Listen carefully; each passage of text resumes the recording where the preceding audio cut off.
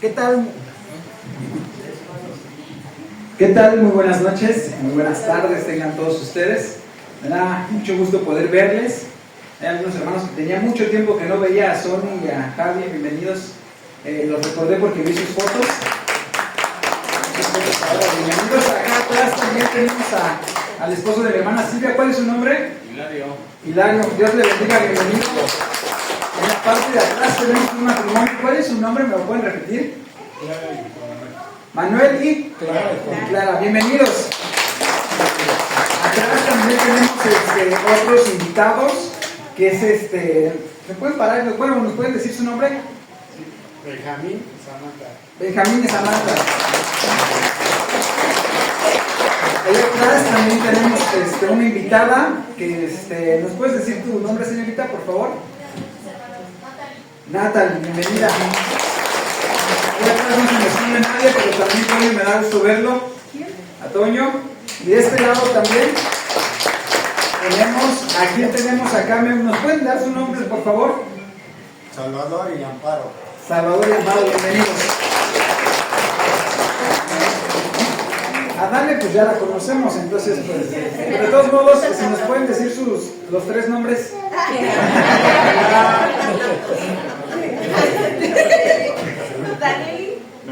Neftalí, Daneli y Eriquito. Bueno, pues me da mucho gusto poder verles y así a todos los demás, que no va a ser uno por uno porque tardaré un poquito más de tiempo, pero me da mucho gusto poder estar hoy con ustedes. Vamos a empezar, pero antes que todo yo les pido, no sé si ustedes es la primera vez que asistan a un lugar así, ¿no? Ya tienen, bueno, ¿hay alguien que asiste a un lugar así por primera vez? Creo que ya todos conocen de la fe o han estado en una iglesia. ¿Por qué les digo esto? Porque también, ¿usted? Perfecto. Entonces agárrese bien, póngase, no lo deje ir porque a lo mejor se quiere ir después del mensaje.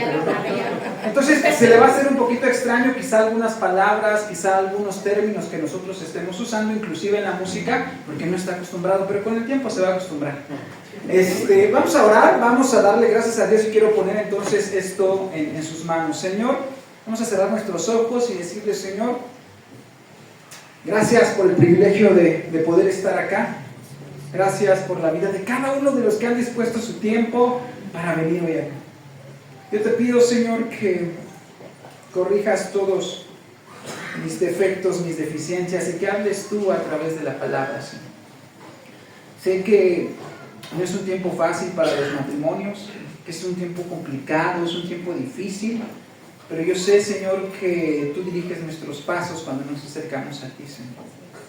Ayúdanos a depositar todo nuestro esfuerzo, nuestros ojos y nuestro pobre y deficiente amor que tenemos a veces, Señor, para descubrir la belleza de la felicidad, de la delicadeza y del misterio que se oculta tras el vínculo más sagrado que tú nos has dejado, Señor. Permítenos que quitar todo aquello que ha sido grabado en nuestra mente y en nuestro corazón, en lo que entendemos un matrimonio, Señor, por la experiencia, por lo que nos cuentan, por lo que cantan ahora las canciones, Señor. Yo te ruego que nos quites todo eso y nos dejes ver más allá de los ojos carnales, nos dejes ver el glorioso matrimonio, Padre. Gracias porque hoy podemos estar aquí. Yo te pido que hoy, al salir de este lugar, podamos decir: lámpara es a mis pies tu palabra y lumbrera a mi camino. Y asimismo les voy a pedir que abran sus Biblias, por favor, y se pongan de pie. Ya nos están durmiendo. Nos ponemos de pie y abrimos nuestras Biblias ahí en un libro que se llama Cantares 2:16. Libro de Cantares.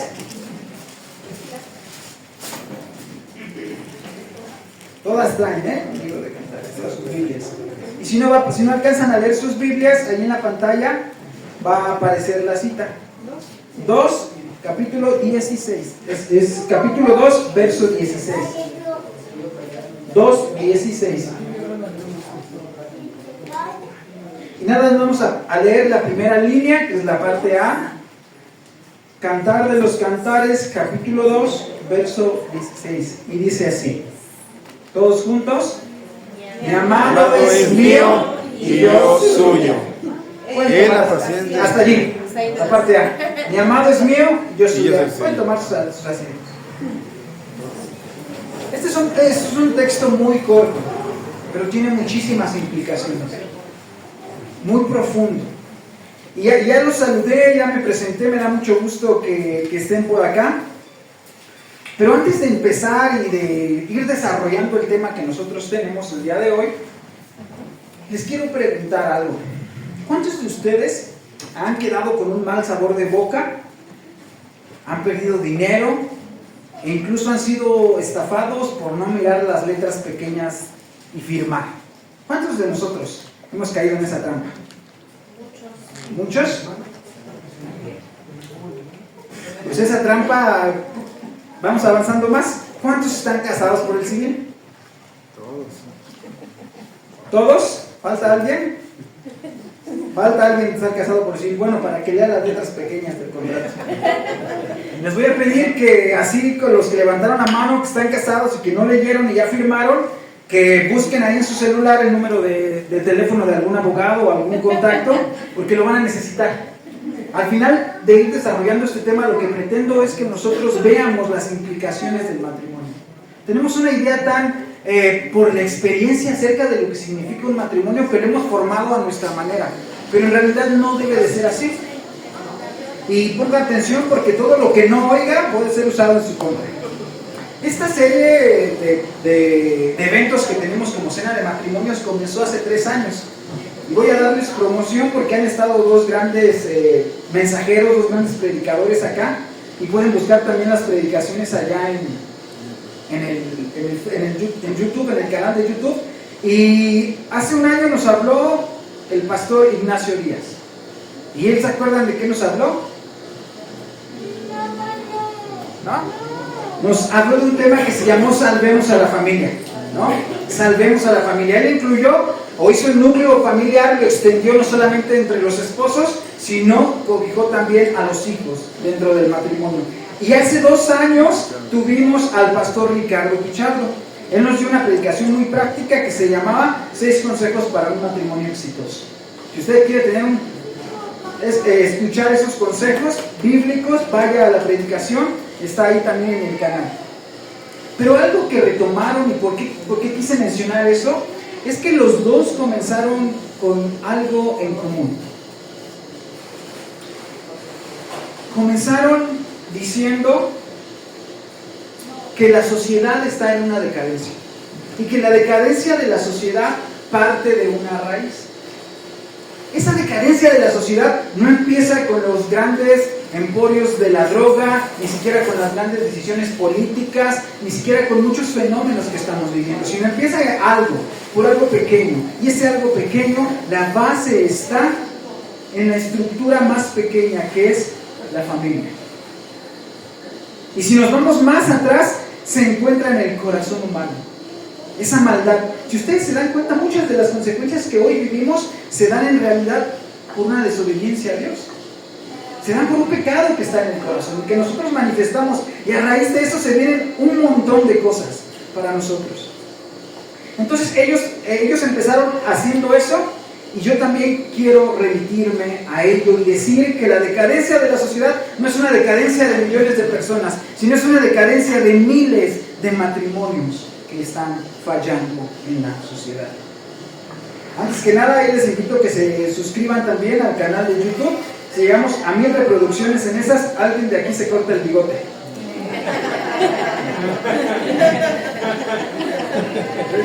Entonces ahí suscríbanse. En esta oscuridad que nosotros podemos vislumbrar, vemos que entonces la relación conyugal es indispensable.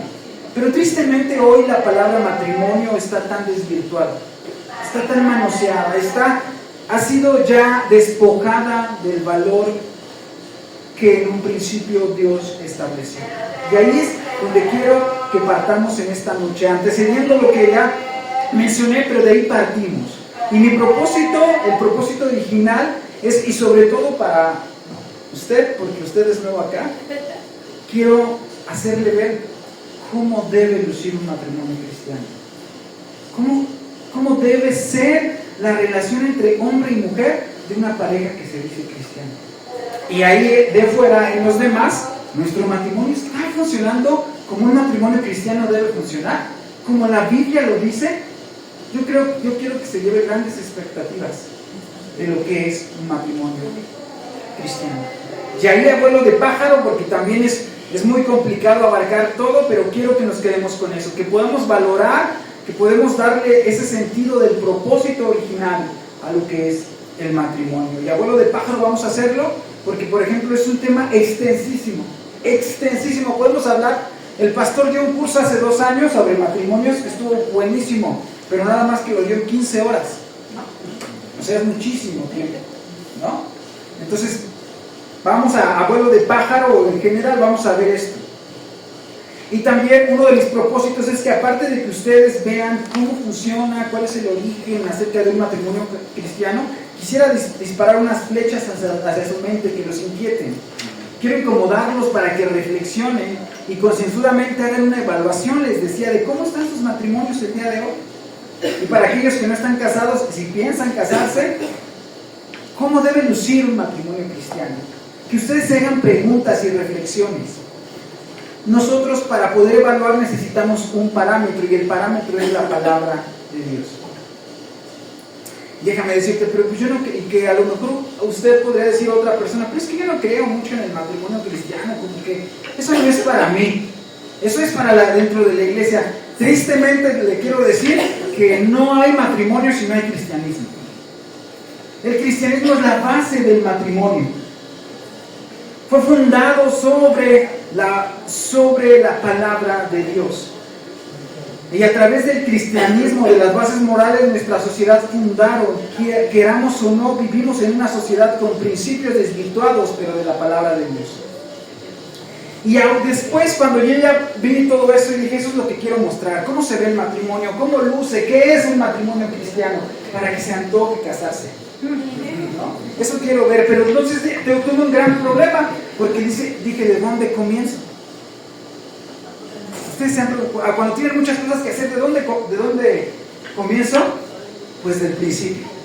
Y vamos a comenzar ahí en el principio. Abran sus Biblias, por favor, ahí en Génesis, capítulo 1, verso 26. Les voy a decir que quizás lo que yo diga no concuerde con lo que ustedes tienen, porque estoy usando la Nueva Traducción Viviente. En la mayoría, si no yo se los aclaro. Y este texto lo saqué ahí de la Nueva Traducción Viviente. Génesis 1, 26. Dice así. Entonces Dios dijo, hagamos al hombre a nuestra imagen, para que sean como nosotros. Ellos reinarán sobre los peces del mar, las aves del cielo, los animales domésticos, todos los animales salvajes de la tierra y los animales más pequeños que corren por el suelo. Entonces vemos nosotros que en el principio Dios había creado al hombre, había creado a Adán. Yo creo que esa historia, aunque no seamos cristianos, no la sabemos. Dios creó a Adán, pero no lo creó solamente para que pululara por ahí, sino le asignó algunas tareas específicas. ¿Cuál fue la tarea específica? Reinar, gobernar, administrar sobre todo lo que Dios había creado. Después, para entender un poquito más acerca de eso, vamos al capítulo 2 de Génesis. Denle vuelta ahí a su hojita. Génesis 2, del 15 al 17.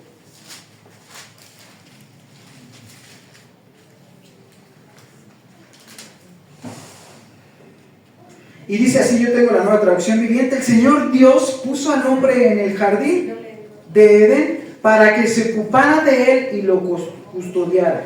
Pero el Señor Dios le advirtió: puedes comer libremente del fruto de cualquier árbol del huerto, excepto del árbol del conocimiento del bien y del mal. Si comes de su fruto, sin duda morirás. ¿Para qué entonces lo hizo? Para hacer algunas tareas: reinar, gobernar, administrar, pero también para que se ocupara de este paraíso que Dios había creado, para que lo trabajara, lo labrara, lo cuidara. El mismo huerto que Dios con tanta delicadeza, nos dice Génesis capítulo 1, lo separó de una manera especial y lo puso ahí. Entonces Dios puso al hombre allí para que él pudiera cuidar de ese huerto. Pero entonces Dios crea al hombre de una manera fantástica y después le encomienda unas tareas. Pero en el verso 18 de ahí del capítulo 2, vamos a leerlo, 2:18 dice: después, el Señor Dios dijo: no es bueno que el hombre esté solo, haré una ayuda ideal para él. Entonces el Señor Dios formó de la tierra todos los animales salvajes y todas las aves del cielo, los puso frente al hombre para ver cómo los llamaría, y el hombre escogió un nombre para cada uno de ellos. Puso su nombre a todos los animales domésticos, a todas las aves del cielo y a todos los animales salvajes. Pero aún no había ayuda ideal para él. Génesis 2, del 18 al 20. Entonces el libro de Génesis comienza de una manera espectacular. Primero, el Señor hace una poesía de la creación. ¿Por qué si es una poesía? Es un canto tan bello, porque Él va hablando y con su poder va creando. Y crea la luz, y crea el sol, las lumbreras, y crea la tierra, y crea el mar. Y entonces Él, en el coro de la canción, de repente está la culminación, y cuando Él está plantando el huerto, de repente se detiene y sale de su boca un: no es bueno. Todo lo que Él había creado, si ustedes leen, dice: y vio que era bueno. Y vio que era bueno. Inclusive cuando va terminando, cuando dice que creó al hombre y a la mujer a imagen y semejanza de Dios, dice que era en demasía bueno. Pero de repente se detiene y dice: no es bueno. ¿Qué no es bueno? Que el hombre esté solo. La soledad en realidad es una desdicha. No estoy refiriendo solamente aquí al matrimonio. ¿En qué sentido? Que hay personas que no se casan, pero vivir solo absolutamente es complicado e inclusive es una desgracia para una persona. Debe de tener redes de apoyo, y la iglesia puede hacer uno de ellos. No todos están llamados a casarse, no todos se van a casar. Ojalá y se haya muchas bodas, pero no todos están llamados a casarse. Pero que el hombre viva solo, eso solo Robinson Crusoe, pero nadie más puede hacerlo. Entonces, para resolver esta situación, Dios después de eso toma una decisión. ¿Y qué es lo que hace? Dice ahí en el versículo, ahí mismo: haré una ayuda idónea, y esta versión dice ideal para él. Eso es algo hermoso. Dios no se le escapó de las manos, pero resolvió una situación que se le había presentado al hombre. Eva no fue un incidente. Dios no la formó por casualidad, no vino del mono, sino con un propósito, y lo hizo a imagen y semejanza de Dios. Entonces Eva y todas las mujeres poseen una dignidad de su persona, una dignidad humana, porque están hechas a imagen y semejanza del Creador. Una ayuda ideal. Dice el pastor Serafín Romero: la famosa guerra de los sexos es contraria al cristianismo, pues la Biblia dice que hombres y mujeres no son opuestos, sino complementarios. Uno a otro, la mujer al hombre suplen las imperfecciones del individuo, que por sí mismo no puede bastarse para llegar a la perfección de la tarea que Dios le había encomendado. En esta dualidad no existe una persona sola, sino la ayuda mutua, conyugal. Y entonces el Señor estableció la ayuda idónea para el hombre. ¿Para qué entonces estableció? Cada uno con roles diferentes, cada uno con atenciones diferentes. Dice ahí primera carta de Pedro, dice así, si la tienen allí, dice: ustedes esposas, primera carta de Pedro 3, ustedes esposas tienen que aceptar la autoridad de sus esposos. ¿Cuántos hombres dicen amén? No los escucho convencidos. No les peguen. Ustedes esposas tienen que aceptar la autoridad de sus esposos. Amén. Ustedes maridos, igualmente vivid con ella sabiamente, dando honor a la mujer como a vaso más frágil y como coherederas de la gracia de Cristo. ¿Cuántas mujeres dicen amén? Amén. Amén, ¿verdad? Amén. Los casados deben ser consagrados el uno para el otro. Aún más, cada uno para el otro debe de ser alguien muy especial. Cuando yo inicié esta charla, les dije que a veces nosotros firmamos algunas letritas que no nos damos cuenta si nos metemos en muchos problemas. Y este texto que les voy a leer lo saqué Alguien se casó antes de 2010, no sé si sigue existiendo. Pero yo me casé en 2010. Y entonces todos los que nos casamos, por lo menos en ese año o anteriores, nos daban, ¿sí se acuerdan? Una carta que se llamaba exhortación. ¿Sí la tienen? Entonces, ¿cómo firmaron? ¿Sí firmaron? Hablen a su abogado. Porque esto es lo que firmaron, hermanos. Fíjense, dice así, exhortación. El matrimonio es el único medio moral de fundar la familia,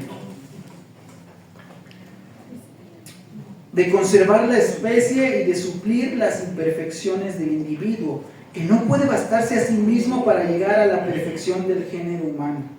Esta no existe en la persona sola, sino en la dualidad conyugal. Los casados deben ser y serán sagrados el uno para el otro, aún más de lo que es cada uno para sí mismo.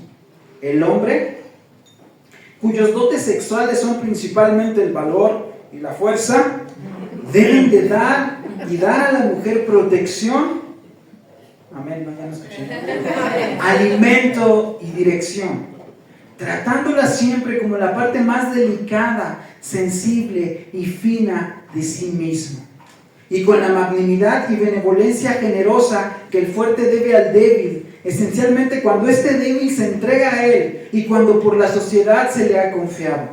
Las mujeres, cuyos principales dotes sexuales son la abnegación, la belleza, la compasión, la perspicacia y la ternura, debe dar y dará al marido agrado, asistencia, consuelo y consejos, tratándole siempre con la veneración que se debe a la persona que nos apoya y nos defiende. Eso firmaron. Sí. Eso firmaron, ¿se acuerdan? ¿O no les leyeron la cartilla? Ustedes estaban tan emocionados que se aventaron, ¿no? Entonces, mis hermanos, nosotros vivimos bajo una sociedad en donde en realidad el matrimonio está basado en los principios cristianos. Esta declaración es totalmente bíblica. Parece una predicación esto que yo les acabo de leer. Y cada, de hombre a mujer se complementan, son una ayuda ideal, no hay guerra de los sexos. Dice Martín Lutero una frase hermosa, dice: la esposa debe lograr que su marido se alegre de llegar a casa, y él debe de lograr que ella se lamente al verlo salir, que se entristezca. Porque vi sus caras, ¿no? Que se entristezca cuando él se va. Vamos viendo la complementariedad, cómo cada uno tiene diferentes roles. Y también existe un texto hermoso que tiene una peculiaridad. Vámonos ahí a Eclesiastés 4, 9 al 12. ¿Por qué tiene una peculiaridad literaria? Ese todos se lo saben. Aquí no vayan a torcer el texto las mujeres, porque son bien abusadas luego. Dice así, Eclesiastés 4, del 9 al 12. Y dice: mejor son dos que uno. Por eso les digo que no aprovechen ese texto. Mejor son dos que uno, porque tienen mejor paga de su trabajo. Porque si cayeren, el uno le levantará a su compañero. Pero ay del solo que cuando cayere, no habrá segundo que lo levante. Y también, si dos duermen juntos, se calentarán mutuamente. Mas, ¿cómo se calentará uno solo? Y si alguno prevaleciere contra uno, dos le resistirán. Y entonces aquí viene el escritor diciendo algo acerca de usando las parejas. Dos son mejor que uno, y dos, y de repente dice: cordón de tres dobleces no se rompe jamás. Esa es la misma unión que Dios hizo en el Edén. El hombre, la mujer, y la tercera cuerda del cordón, Dios.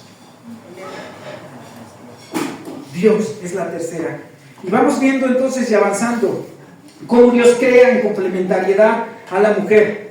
Y dice ahí el verso 21 de Génesis: entonces el Señor Dios hizo que el hombre cayera en un profundo sueño. Mientras el hombre dormía, el Señor Dios le sacó una de sus costillas y cerró la abertura, la primera cirugía con anestesia, ¿no? Y entonces el Señor Dios hizo de la costilla una mujer y la presentó al hombre. Al fin, exclamó el hombre: esta es hueso de mis huesos y carne de mi carne. Ella se llamaba mujer porque fue tomada del hombre. Entonces, en un acto precioso, hermoso. Dios crea a la mujer. Si se dan cuenta, Dios se implicó más aquí en la construcción de una mujer que en la construcción casi de toda la creación. Cuando Él hablaba, dice que la luz se extendía. Cuando él hablaba, dice que los animales eran creados, y los seres vivientes, y los que están en el agua y en el cielo, y la luz, a su orden, a su voz. Pero cuando Él crea a la mujer, la crea con sus propias manos. La crea de una manera, es una obra de arte, es un poema. Y dice algo maravilloso Matthew Henry, me encanta ese comentario, dice él: la mujer fue sacada de una costilla de Adán. No fue sacada de su cabeza para gobernarlo, ni de sus pies para ser pisoteada por él, sino de su costado para ser igual a él, bajo su brazo para ser protegida y junto a su corazón para ser amada. De allí Cristo y Dios sacó a una mujer. El matrimonio, así como es una obra sublime que Dios creó al hombre y después a la mujer, el matrimonio se explica de dos maneras. Dice el verso 24 de Génesis 2:24 en esta versión. Esto explica por qué el hombre deja a su padre y a su madre. Y aquí entonces el Señor parece que salta, parece que está hablando de otra cosa. Y dice, esto explica por qué el hombre deja a su padre y a su madre. Y aquí dos principios fundamentales que a veces acarrean muchos problemas a nuestro matrimonio y a nuestras relaciones. El principio de la separación. Es verdad que el matrimonio es una unión, pero empieza con una separación. Cuando un hombre decide unirse en santo matrimonio a una mujer, esta debe contemplar que habrá un distanciamiento inmediato en la relación con sus padres. No es que ahora ya no los quiera a sus padres, no es que los olvide o les pague una membresía para el asilo, sino que ahora sus padres y cualquier otra relación, sus amigos, sus compadres, sus compañeros de trabajo, sus primos, sus tías, sus tíos, los abuelitos, ahora a ellos los mirará de reojo y concentrará su mirada el hombre sobre su esposa. El hombre deja a su padre y a su madre, suelta la mano de su mamá para tomar la mano de su esposa. Eso empieza con una separación, y ahí es donde nosotros debemos tener mucho cuidado. El Génesis nos lo marca y dice, maridos deben de tener mucho cuidado, sobre todo aquellos que se acaban de casar, que a veces el desprendimiento y la separación cuesta. Aquellos que tienen mamitis no han entendido la primera regla del matrimonio, que es la separación. O hay de las esposas que se quieren llevar a la mamá a la luna de miel. ¿No? Eso está terrible. Para que pueda haber una unión hay una separación que duele mucho. Pero es necesaria para que el matrimonio funcione bien. Y hay también de los que ahora son suegros, porque los suegros deben entender esta separación, más los suegros cristianos. Procuren aconsejar, pero no ir más allá del consejo. ¿Cómo me doy cuenta si soy un suegro que está allí entrometiéndome más de lo que merezco o más de lo que debo, cuando estoy causando problemas? Cuando por mi culpa, por mis comentarios, el matrimonio está peleando, el matrimonio está teniendo diferencias. Cuando esto, entonces aguas a los que son ahora suegros. He visto tantos suegros y doy gracias a Dios, yo me tocó una muy buena suegra, un buen suegro. Y Moni pues también sacó la lotería con sus suegros. Eso digo yo, ¿no? Pero he visto tantos, ¿cuántos regresan con la cara de orgullo diciendo, le dije sus cosas al bueno para nada? No hemos escuchado.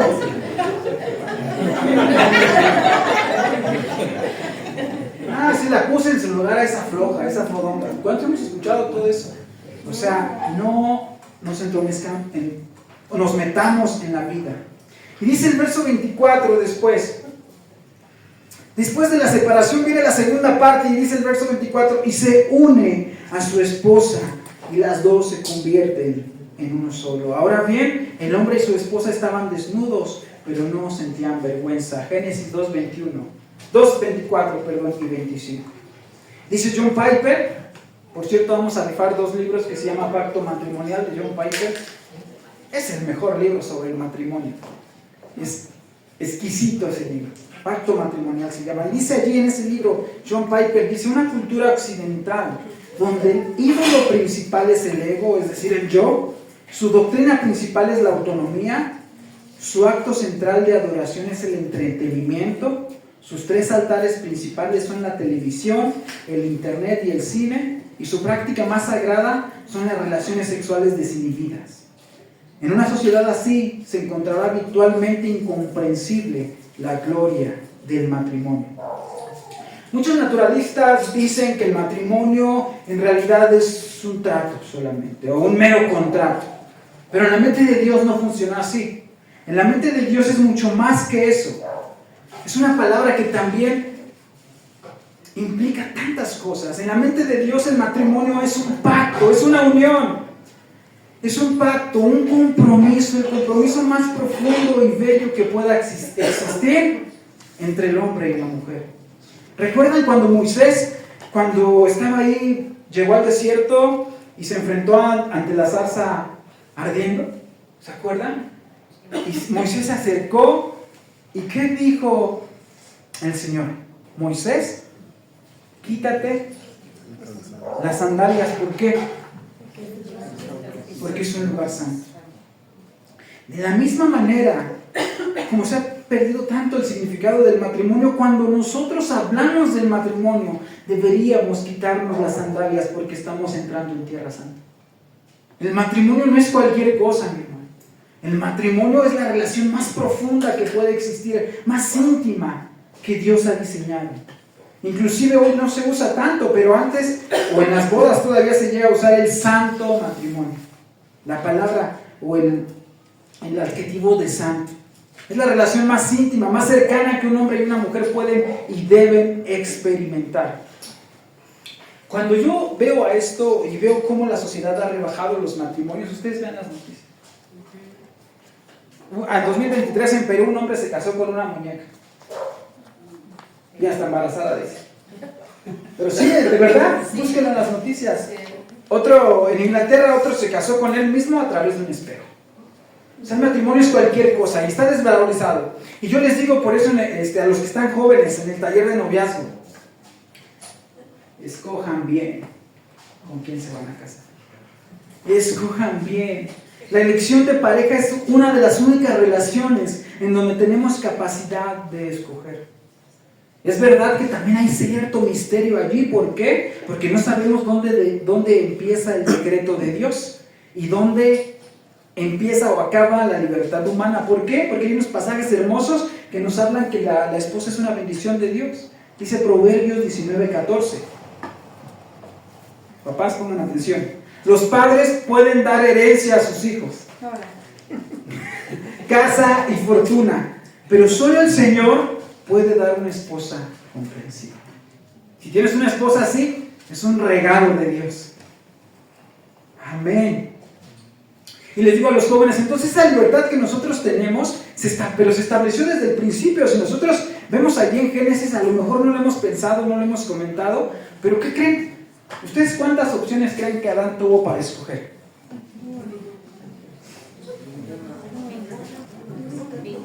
¿No?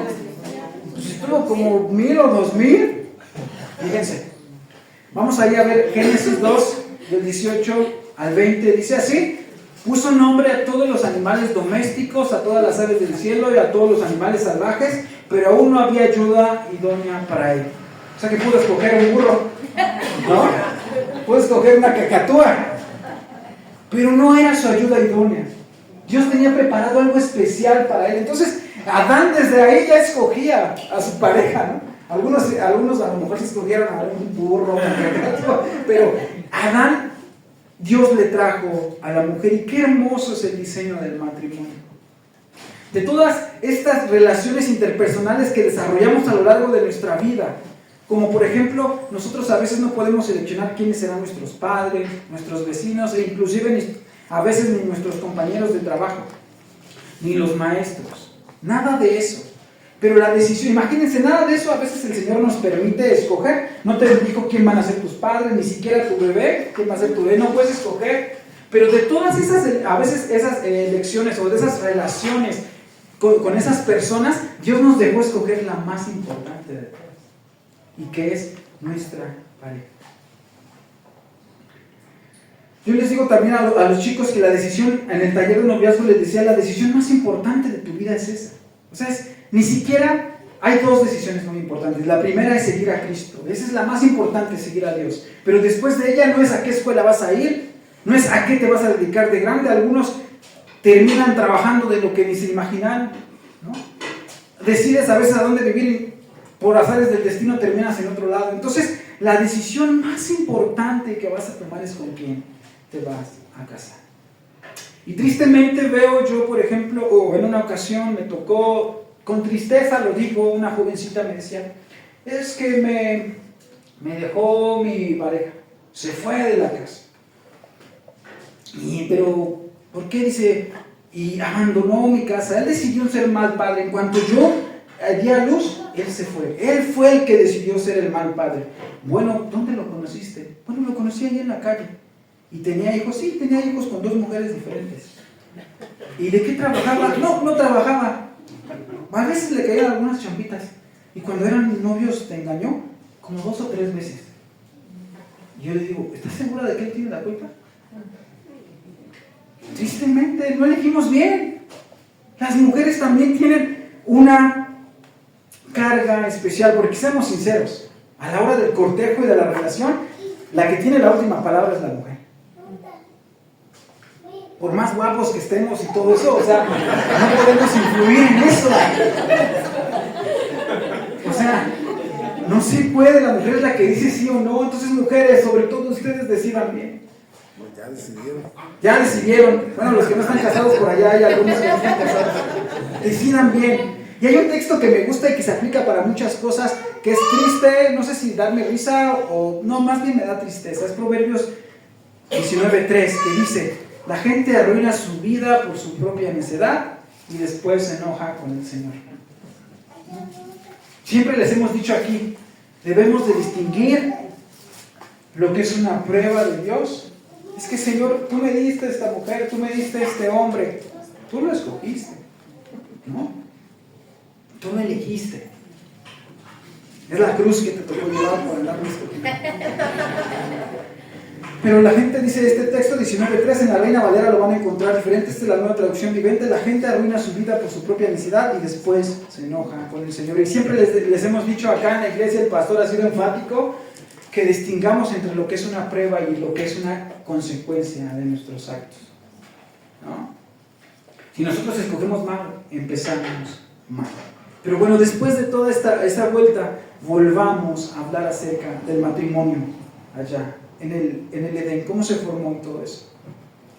Y vemos que, como les decía, el matrimonio es un pacto, pero es un pacto tan sagrado por una razón. Porque refleja, porque es una parábola, porque es una imagen de la relación tan estrecha que existe entre Cristo y su iglesia. Amén. Y vamos a retomar el texto que el pastor mencionó al inicio, Efesios capítulo 5, versos del 25 al 33. Este sí lo traigo en la Reina Valera.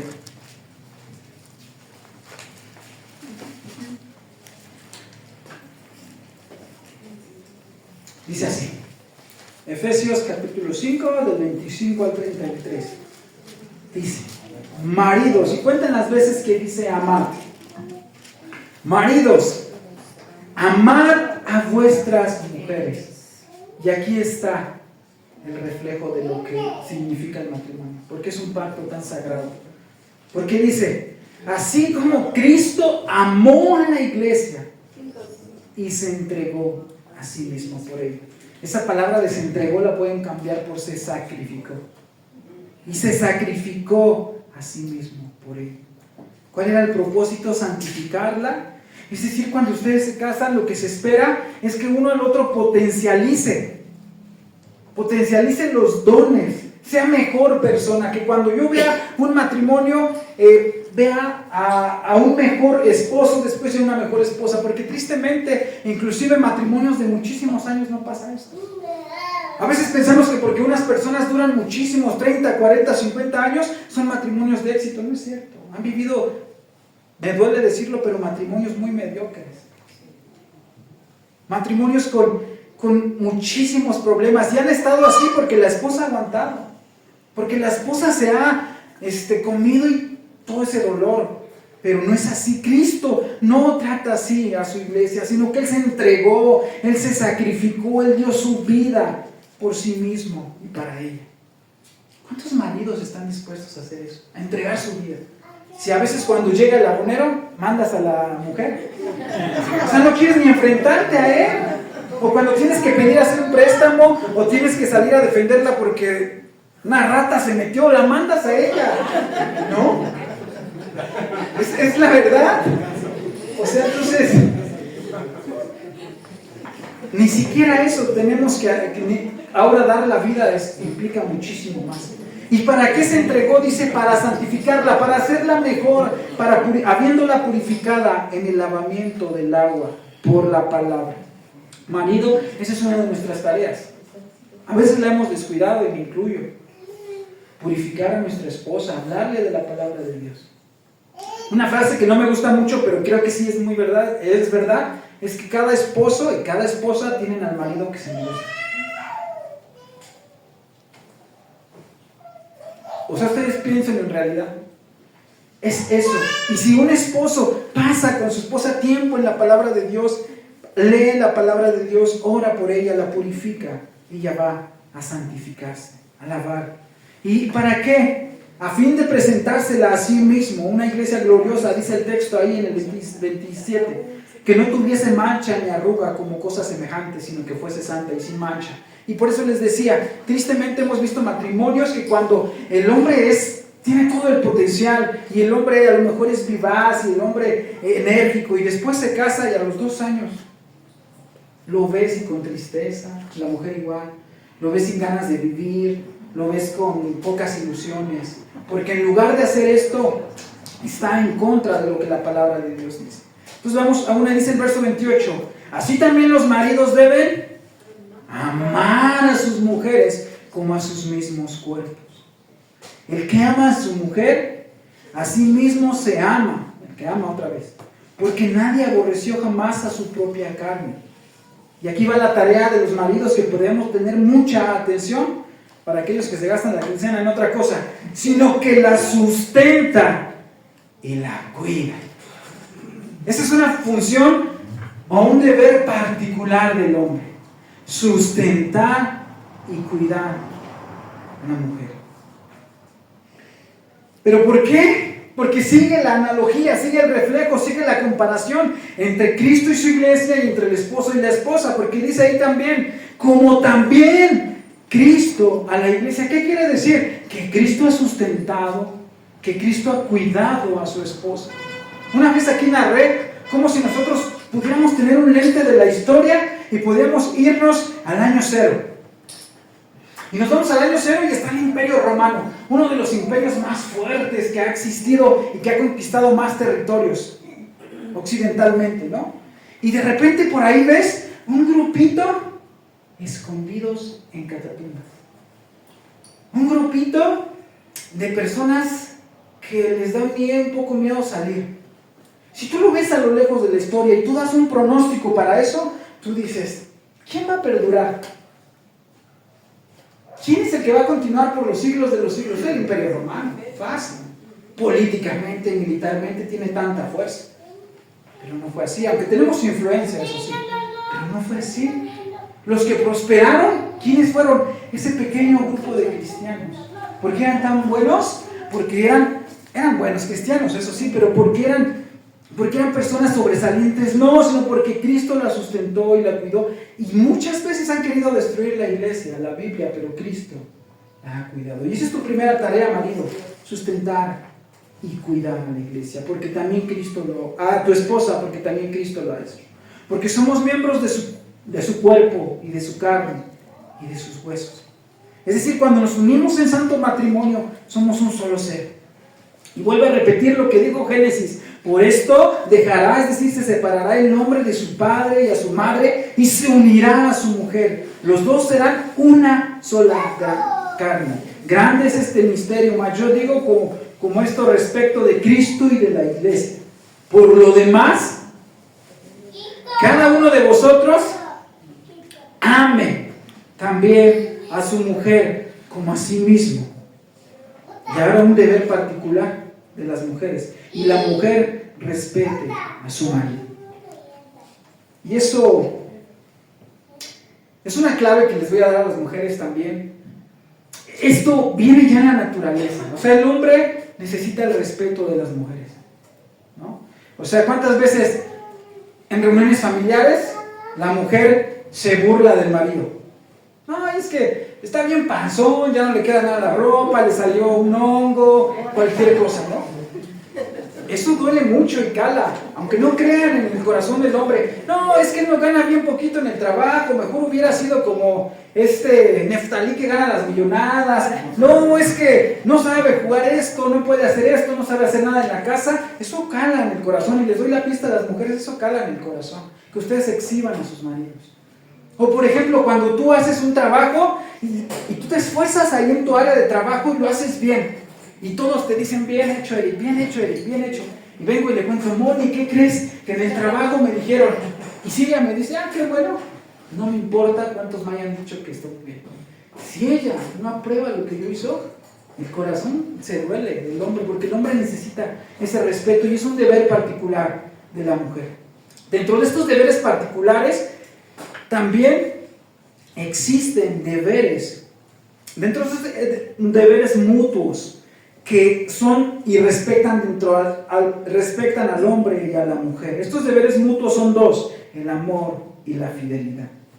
Y el amor, hermanos, tenemos que desprendernos de esa idea del amor romántico. El amor se cultiva. Ustedes piensen aquí, cuando estuvo el pastor Felipe, nos dio una ilustración acerca del amor muy bonita que a mí se me quedó grabada. ¿Cuál puede ser un amor perfecto? ¿Cuál puede ser un amor que es amor de verdad entre los humanos? ¿Ustedes han visto aquellas madres que tienen hijos drogadictos o que están en una adicción o que son alcohólicos? ¿Qué pasa cuando ese hijo se ha perdido 3 días afuera? Lo dejan y dicen, ya que se pierda, van por él. Lo buscan. No es posible. O cuando te ha pasado con tu hijo que un día se portó tan mal que tú quieres ahorcarlo ese día. Y de repente se duerme y al otro día tú te levantas enojado y le pegas. ¿Qué pasa? Ese coraje pasa. ¿Por qué? Porque el amor es una decisión y el amor se cultiva. El amor es un acto libre de la voluntad mutua que se debe el esposo a la esposa y la esposa al esposo. Se debe expresar de ambas partes. El amor, hermanos, a veces es el que mantiene firme al matrimonio. Es el pacto no es el amor el que mantiene firme el matrimonio, sino es el pacto del matrimonio que mantiene la firmeza en la decisión de amar. El amor es una elección. Pastor, es que yo ya no amo a mi esposa. No, mejor tú di, ya no quiero amar a mi esposa. Porque el amor es una decisión que se cultiva. Algunos dicen excusándose malamente en el amor y olvidando el pacto que hicieron delante de Dios, o algunos no lo han hecho y dicen, allí está, si nos amamos, ¿qué importa un papelito? ¿Por qué me voy a casar por el civil? Una cosa es susurrarle al oído a la mujer en el asiento de una sala de cine y decirle, te amo.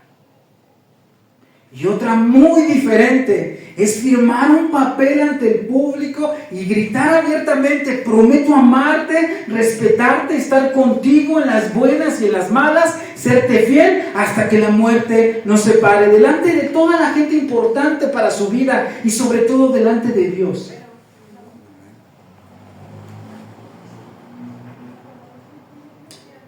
Mujeres, si de veras un hombre las ama, deben estar dispuestos a sacrificarse como Cristo, a estar dispuestos a dar todo por ustedes, a llegar a ese punto de compromiso. No se rebajen a tomar otro amor, no se rebajen a otro compromiso más barato. Ustedes merecen, dignas, creadas como una obra perfecta de Dios, un compromiso.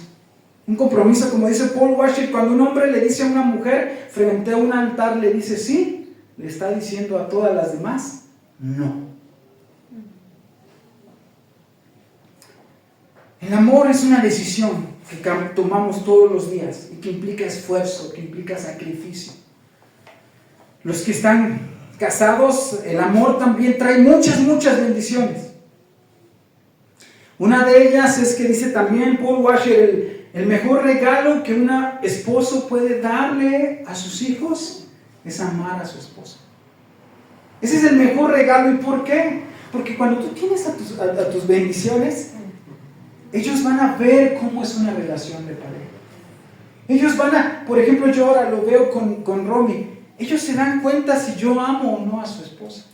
Y a mi esposa, y el día de mañana, si yo la trato a ella bien, con respeto, con amor, la quiero, la proveo, la sustento, el día de mañana si viene un patán y quiere seducirla, ella va a decir, no, así no es como un hombre trata a una mujer. Yo he visto cómo se trata, cómo se debe de tratar, y viceversa, igual con el hijo. Si un día llega una mujer vividora que quiere aprovecharse de él, le va a decir, no, así las mujeres no tratan a los hijos, a los esposos. Ellos van a tener un parámetro. Entonces, si el amor extiende sus bendiciones hasta los hijos, si tú quieres darles un regalo, ama a tu esposa. Esposa, ama a tu esposo. Ese es el deber mutuo de amar, y este texto nos lo dijo muchas veces. El otro es la fidelidad. Dice el texto que leímos, maridos, amad a vuestras mujeres, así como Cristo amó a la iglesia y se entregó y se sacrificó a sí mismo por ella. El hombre debe de estar dispuesto a dar su vida, si así fuera necesario, por su mujer.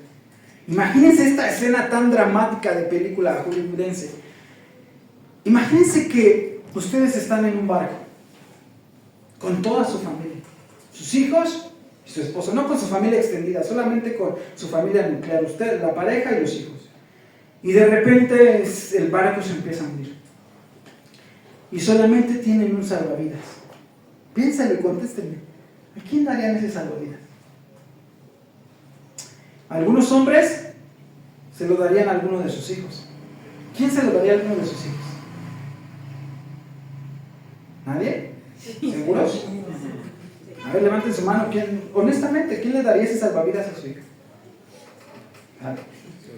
Algunos le darían el salvavidas a su esposa. ¿Quién daría el salvavidas a su esposa? Levante la mano a ver. Ah, sí, conste, ¿eh? Ya lo están negando. Pero tristemente, bíblicamente, eso es lo que deberíamos hacer. Dice la Biblia que nosotros debemos estar dispuestos a sacrificarnos por nuestros hijos, a dar la vida por nuestra esposa, pero nunca lo dice de los hijos. Bíblicamente la esposa es tu prioridad, debe de ser tu prioridad, y esposa, tu esposo tu prioridad. Ninguna otra relación tiene que ser tu prioridad, es tu esposa tu prioridad. Algunos darían entonces el salvavidas a los hijos, y algunos otros darían el salvavidas a su esposa, que bíblicamente tiene que ser así. Pero tristemente algunos se pondrían el salvavidas. Dicen, no es cierto, ¿cómo me voy a poner ese salvavidas? Entonces, ¿por qué estás engañando a tu mujer? Entonces, ¿por qué recibes mensajes, mujer, de tu compañero de trabajo a la medianoche? ¿Por qué andas sin anillo de compromiso y te lo quitas, andas por allí? ¿Por qué, mujer, recibes canciones que un extraño te dedica? ¿Por qué has tenido citas con mujeres? ¿Por qué robas y gastas el dinero, tu vigor, tu atención en los detalles que deberían de ser para tu mujer o para tu esposo? Estás dando el salvavidas a una mujer extraña. ¿Por qué lo quiero mencionar? Tristemente, hermanos, tenemos que meditar en esto.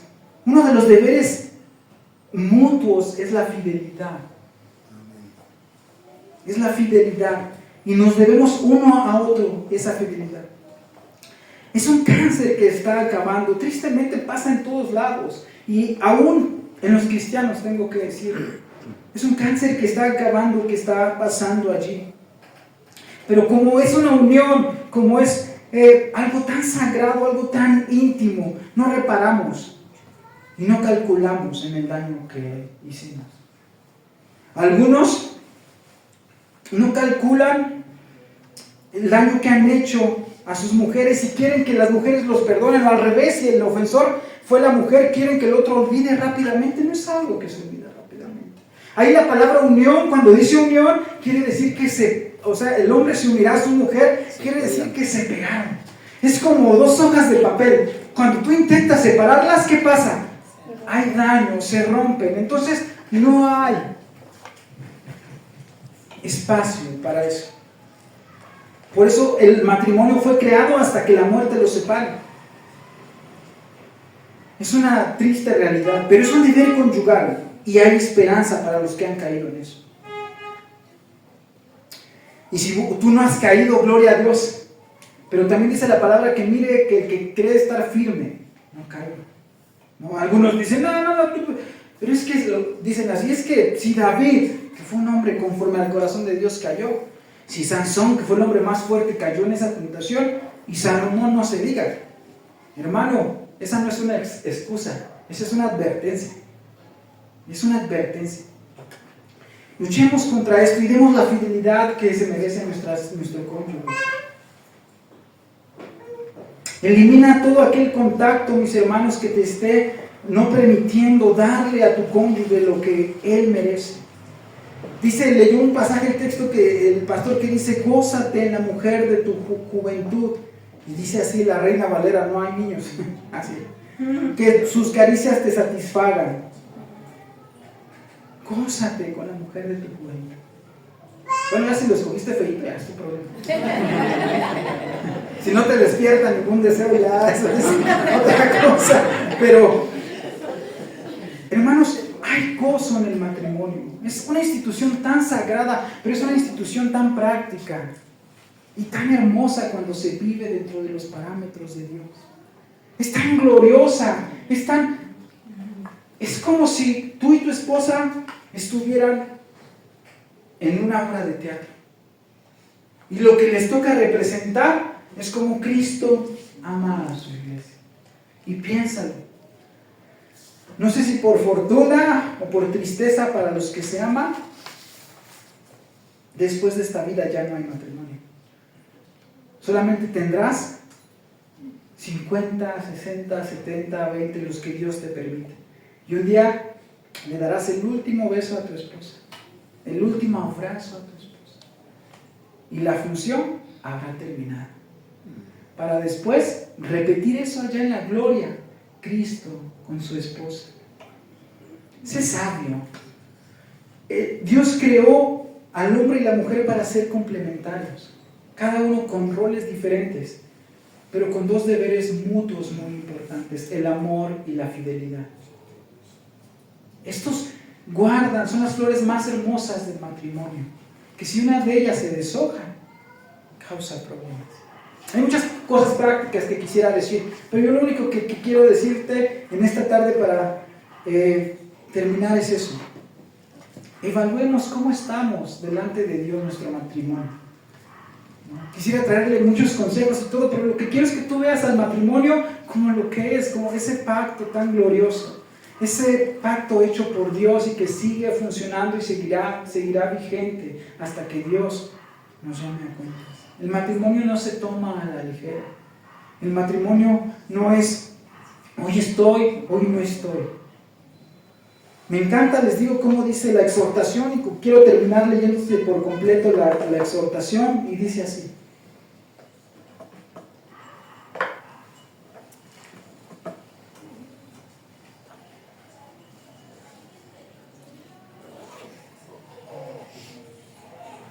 el matrimonio es el único medio moral de fundar la familia, de conservar la especie y de suplir las imperfecciones del individuo, que no puede bastarse a sí mismo para llegar a la perfección del género humano.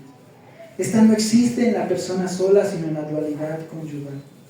Los casados deben ser y serán sagrados el uno para el otro, aún más de lo que es cada uno para sí mismo. El hombre, cuyos dotes sexuales son principalmente el valor y la fuerza, debe y dará a la mujer protección, alimento y dirección, tratándola siempre como la parte más delicada, sensible y fina de sí mismo, y con la magnanimidad y benevolencia generosa que el fuerte debe al débil, esencialmente cuando este débil se entrega a él y cuando por la sociedad se le ha confiado.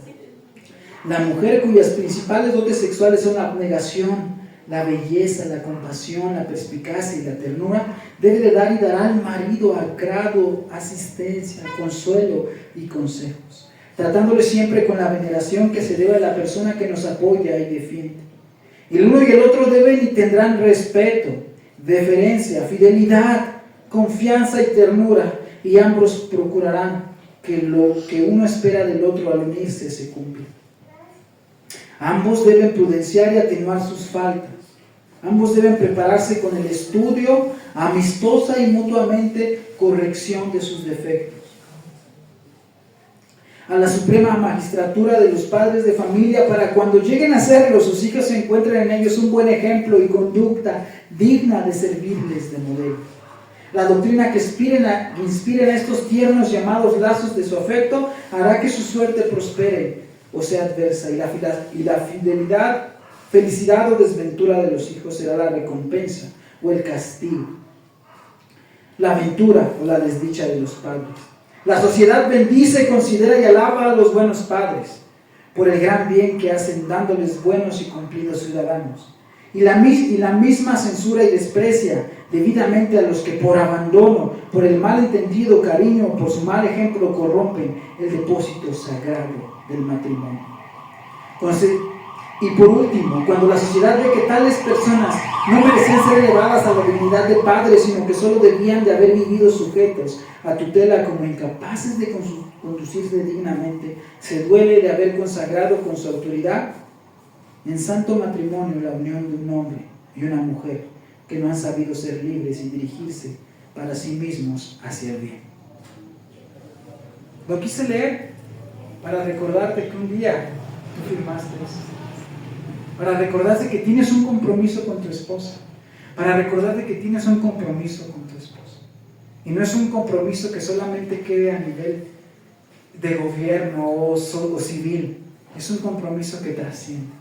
Es un pacto que refleja el amor de Cristo por su iglesia y como tal debemos vivirlo. Que Dios los bendiga.